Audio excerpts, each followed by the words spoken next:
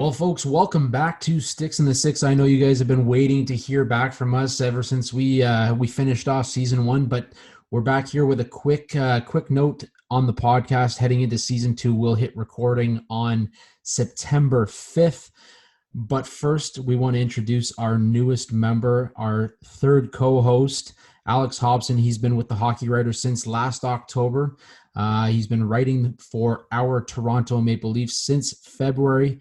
And Alex, welcome aboard. We look forward to you joining us for season 2 of the podcast. Thanks a lot, boys. I'm looking forward to this. I think it's going to be a lot of fun. I mean, considering the way the last season ended, I feel like all three of us have some pretty spicy takes lined up, so I'm looking forward to it. It's going to be a fun season, that's for sure. I was going to say, how many of us are going to sit back and watch that documentary they got coming out about the last season, All or Nothing? I think you have to. I mean, and just to hear the behind the scenes, and especially Kyle Dubas, man, you just got to.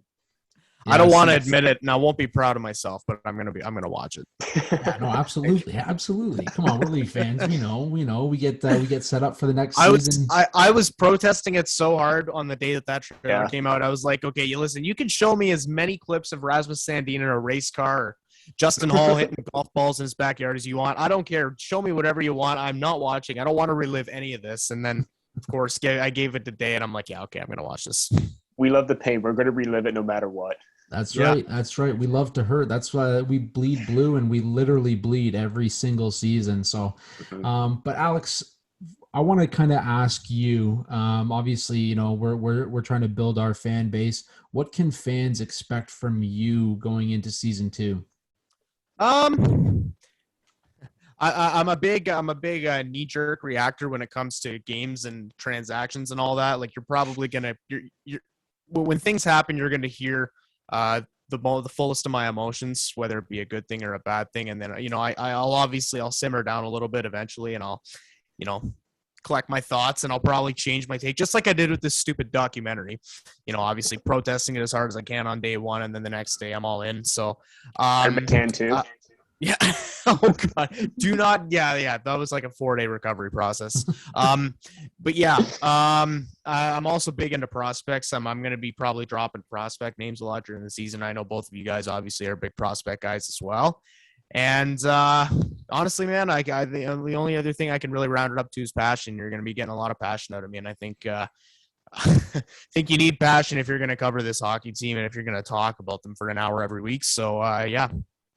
Absolutely. And so I'm going to throw a few quick notes at you, because obviously our listeners haven't had the opportunity to hear Peter and I for a little while. We do apologize. We know you're missing our voices and our faces, but we'll throw a couple quick news notes at you, and maybe you can give us your take on it and give listeners an opportunity to kind of feel out what they're going to get from you. For sure. All right. So ads on jerseys. It's honestly gonna end up the same way that people reacted to ads on helmets. Everyone's pissed off about it, but once they add them, and once hockey's back, people aren't gonna care. I stick to that. Owen Power. I know Dave Feschuk's gonna love this one, but Owen Power back to Michigan. I mean, have you seen the team that Michigan's icing this year? And have you seen the team that the Buffalo Sabres are icing this year? That's all I'm gonna say. Should they just swap spots? Maybe Buffalo goes to the NCAA and we got Michigan playing over in Buffalo? If Michigan plays an entire season in the NHL, they could pull off a Vegas-like run. Interesting. I mean, with that roster, it's very possible. I mean, Matty Beniers, Kent Johnson too. So Matthew Beniers already looks like a 15-year veteran. So that's right. Yeah, no kidding. Yeah. EA Sports named their cover athlete, and it's Auston Matthews for the second time in 3 years. What's your take? He's a good player. He's an American. He plays in the biggest hockey market, and he's marketable. So I'm sorry. Like, if you check off all those boxes, you're bound to be named to the cover more than one time. So I understand why fans of other teams might be a little extra heated about it, because I know if I don't know, someone Brendan Gallagher got named the cover 2 years in a row, I'm sure Leaf fans wouldn't handle it too well. Same with Bergeron, David Pasternak, but Brad Marchand. But that's just how it is. Matthews is marketable. He's a good player, and people should be bound to expect that. All right, as I mentioned, we are back recording September 5th. Before we end this little intro for Alex, Peter, our listeners have been waiting to hear from you for the last couple of weeks. What can they expect from you over at the Hockey Raiders? I was going to say the news until the season started, but I am happy to be a part of the prospect team and getting on a bigger role with that and leading the draft coverage and the World Juniors. So I'm really excited to be doing that. Still going to be doing the Leaf content. Still going to be doing this. It's nonstop. It's quick. It's fast paced. I love it. I'm really excited for this opportunity to still do this and cover the Leafs. And yeah, and like yourself and like Alex as well, been big on prospects for quite some time. So to be heading the role that Josh Bell, who's at SC Hockey right now, and Matt Zader before me, they both did a fantastic job, and I'm looking to continue that success. Alex, how about you? I'm more or less just looking forward to a full season under my belt covering the Leafs. I mean, I know that I covered last season I covered most of last season for them, but this year, full 82 games covering a team that I grew up loving and hating, and I'm looking forward to that.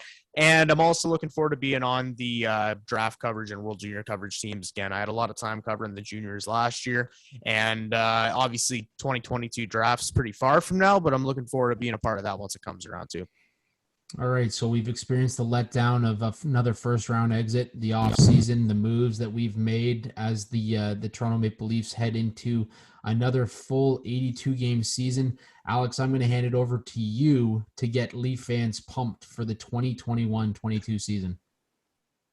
You know, most I can say is that they didn't downgrade, and if they want to make a deep playoff run, they will. That's all I'm going to say to get you fired up if I can. I mean, I would say they got better between the pipes. Their defense more or less stayed the same, and lost a couple big names up front, but I think there are a lot of candidates on short-term deals that could really step up and surprise this year. So, yeah, I mean, fate obviously lies with the guys who are getting paid the big bucks, and if they decide they want to make a deep run this year, then I think they will. All or nothing, boys. All or nothing. That's what we said last year. That's right. If they come up with a new documentary, what's the name of that documentary going to be for the 2021-2022 season? Maybe we nothing again. But yeah, folks, be sure to tune in as we head into season 2 here at Sticks in the Six. Again, our next recording date will be September 5th. We'll come back at you, all three of us now. Be sure to check us out on Spotify, Apple Podcasts, or wherever you download your podcasts. You can tune in on YouTube as well. We've got some great content coming that way. And we've released some merch, so look forward to that this season as well as we head into the 2021-22 season with our Toronto Maple Leafs.